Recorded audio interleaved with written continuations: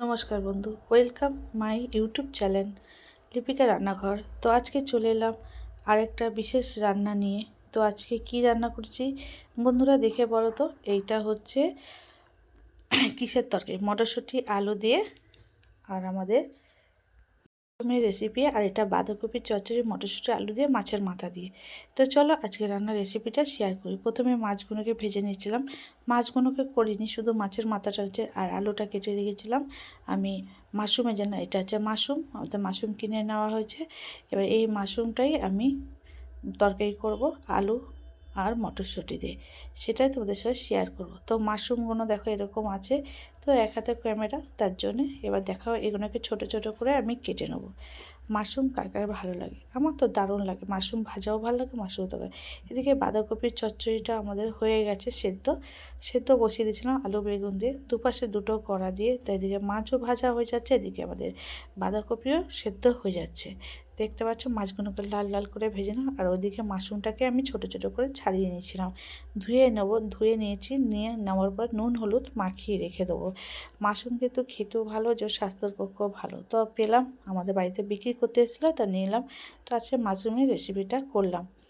তো চলো, মাশরুমটাকে দেখো ভালো করে ধুয়ে নিচ্ছিলাম, ভালো করে নিংড়ে জল নিংড়ে নেবে মাশরুমটাকে, তারপরে তো নুন হলুদ মাখাবে, নাহলে ভাজার সময় অনেকটা জল বেরো হবে। তো তো আমার প্লেন রান্না, অল্প তেলে কম মশলার রান্না দেখতে হলে অবশ্যই আমার চ্যানেলটাকে সাবস্ক্রাইব। আর মশলার মধ্যে দিয়েছি দেখো আদা রসুন পেঁয়াজ, পেঁয়াজ দিইনি, পেঁয়াজ এমনি করে দিচ্ছি, তার মধ্যে দেখো জিরে দিয়েছি আর ধনে গুঁড়ো। আর যে মটরশুঁটি ছাড়িয়ে নিচ্ছি। আর এদিকে দেখো আমি নুন, এদিকে আলুটাও আমার মোটামুটি ভাজা হয়ে গেল। তো এরপরে দেবো আমি, দেখো কড়াই বসিয়ে দিলাম, কড়াইয়ের মধ্যে দিয়ে দেবো আমি মাশরুমগুলোকে ভাজার জন্যে। মাশরুমগুলো ভাজা হয়ে গেলে তুলে নেব। তো মাশরুম ভাজতে একটু 2-1 মিনিট দেরি হয়, তো কিছু না, মাশরুমটা লাল লাল করে ভেজে তুলে নেবে, যেহেতু এটা ঝাল করব তার জন্যে। তো মাশরুমটা দেখো আমার ভাজা হয়ে গেল বন্ধুরা। এবার চলো এটাকে রান্না করা যায়। প্রথমে তেজপাতা শুকনো লঙ্কা তেল আর গোটা জিরে ফোড়ন দিয়ে দিলাম, দিয়ে দেওয়ার পরে এবার দেখো মাছের মাথাটা দিয়ে দিলাম, দিয়ে এবার আমি বাঁধাকপিটা দেবো। এটা বাঁধাকপির জন্য হচ্ছে।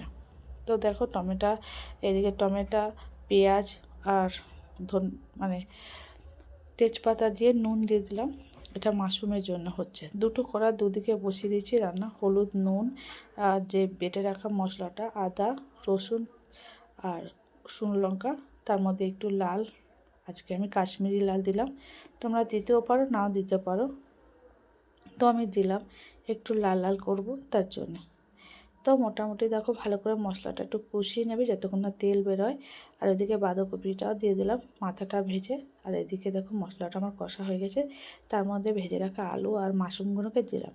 এবার এইদিকে এটাকেও ভালো করে ভেজে নেড়ে নিচ্ছিলাম। আর ওদিকে ওদিকে বাঁধাকপিটাও আমার হয়ে যাচ্ছিলো। আর এদিকে দেখো মোটামুটি মশলাটা কষা হয়ে গেলে তারপর মটরশুঁটিগুলোকে দিয়ে দিলাম। মটরশুঁটি লাস্টের দিকে দিয়েছি, আগের থেকে দিলে গলে যাবে তার জন্যে। তো এবার মটরশুঁটি দিয়ে এবার 2-1 মিনিট ভালো করে মশলার সঙ্গে কষিয়ে নেবে, কষিয়ে নেওয়ার পরে জল দিয়ে দেবে। আর তো ফোটার অপেক্ষা, তো জল দিয়ে দিলাম যতটা তোমরা ঝোল রাখবে। আমি তো একটু মাখা মাখা ঝোল রাখবো, যেহেতু বাঁধাকপিটা চচ্চড়ি আছে তার জন্যে। আর এই দিকে দেখো আমার বাঁধাকপিটাও মোটামুটি হয়ে গেছে, বাঁধাকপিটা হয়ে গেছে।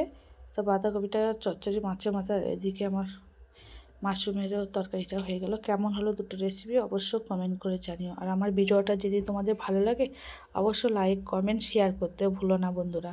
আর নতুন বন্ধু চ্যানেলে হলে সাবস্ক্রাইব করে দিয়ে পাশে থাকো আমার এরকম প্লেন নিত্য নতুন স্বাস্থ্যকর খাবার রেসিপি দেখার জন্যে। তো ভিডিওটা দেখার জন্য তোমাদের অসংখ্য ধন্যবাদ বন্ধুরা। সবাই ভালো থেকো, সুন্দর থেকো, সুস্থ থেকো। আবার দেখা হবে নেক্সট ভিডিওতে, আবার চলে আসবো অন্য কোনো রান্না নিয়ে। Bye bye, tata.